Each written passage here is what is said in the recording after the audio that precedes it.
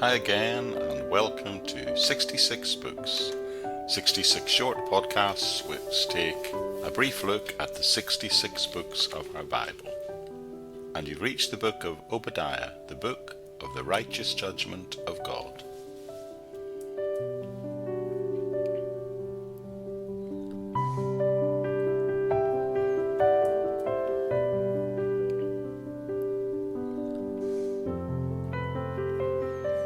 The first verse of this book declares that this is the vision of Obadiah. There is no other information other than his name. Consequently, nothing is known of his time, his town, or his family.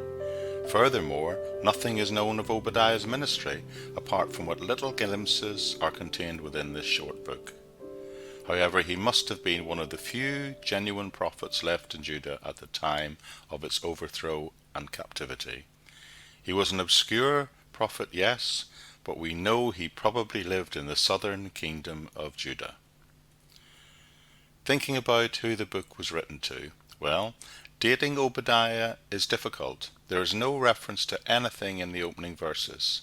To complicate matters somewhat, the book describes an attack on Jerusalem in verses 13 and 14, and this is the only historical reference point in the book. Now, there were 4 significant invasions of Jerusalem in Old Testament times, each referred to in other parts of the Old Testament. They were firstly by the Egyptians in 926 BC in the reign of Rehoboam. That's described for us in 1 Kings chapter 14. Not many consider that to be the time period. By the Philistines and the Arabians between 848 and 841 BC in the reign of Jeroboam. That's described in 2 Chronicles, and that's seen as possibly a realistic possibility. Then there's the invasion by Israel in 790 BC in the reign of Amaziah, which is taught to us in 2 Kings. That seems unlikely based on the nature of the message. And then finally, the other one that is considered possibly quite realistic is the invasion by Babylon, which took place between 605 and 586 BC in the reign of Zedekiah, which is described for us in 2 Kings 24. But frankly, no one knows for certain to which invasion Obadiah refers. However, it's not really vital to know which invasion it's referring to in order to understand the message of the book. The content of the book concerns the nation of Edom. We are told that in the opening verse. But it's doubtful that Obadiah was actually speaking to the Edomites. They are being addressed, but that doesn't mean Obadiah was directly speaking to them. Obadiah is rather speaking to Israel about the Edomites, more specifically about the southern kingdom and about Edom. For dramatic effect, he uses an established literary technique of that time of appearing to be speaking directly to them. The message, the subject, is the judgment on Edom. The message being that God judges those who mistreat Israel, but that he will ultimately restore Israel. So the structure of the book, well, the content determines the structure.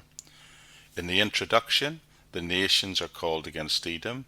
Then there is, in the second part, beginning straight after the opening couple of verses through to verse 14, the destruction of Edom is discussed. Firstly, talking about the certainty of that coming destruction and the reason for it.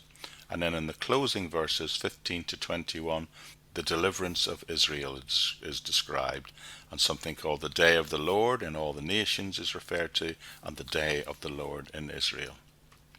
So thinking about the purpose, why the book was written. Well, the first purpose of Obadiah is to declare Edom's doom. The situation was this: Edom and Israel are described as brothers, and that was literally true. Isaac and Rebekah had twin boys named Jacob and Esau, and each of these 2 sons became the 2 nations of Israel and Edom.